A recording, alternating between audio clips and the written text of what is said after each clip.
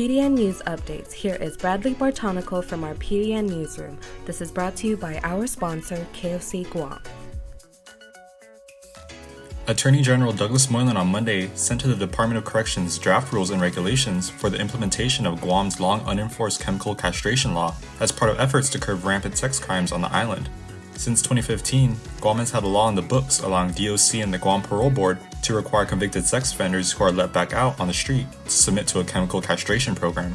But concerns about a lack of resources for the program and skepticism about its potential effectiveness have so far kept the chemical castration program from getting off the ground. Moylan, who said during his campaign he would seek permanent chemical castration for sex offenders, had his office draft up rules for the program. The rules, he said, were drafted following a survey of similar programs in the states.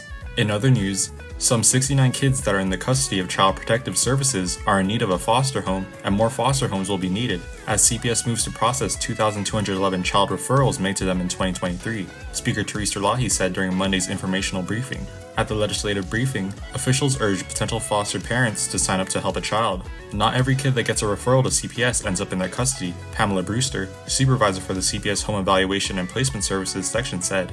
There are 667 kids in foster care, according to Brewster. Though most are placed with relatives, about 100 are living in the island's 72 foster homes, she added.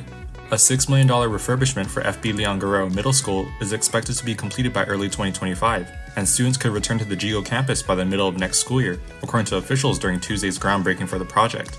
The groundbreaking marks the official start of the refurbishment project, funded by Federal American Rescue Plan money.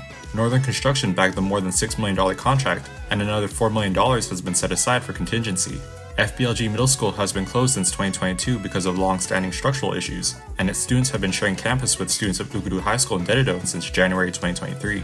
In other news, the median price of a home on Guam dipped for the first time since major military build-up construction began in 2018, but there is no sign yet that housing costs will fall, real estate expert Siska Hutapia told the Rotary Club of Tumon Bay on Tuesday. With no decrease in demand for housing, the price dip is more likely an indication that quality real estate is getting harder to come by, Hutapia said. Over the past quarter century, there have been about $9 billion worth of real estate sales on the island, she said.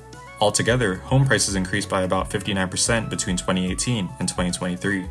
For more on these stories, go to guampdn.com and follow us on social media.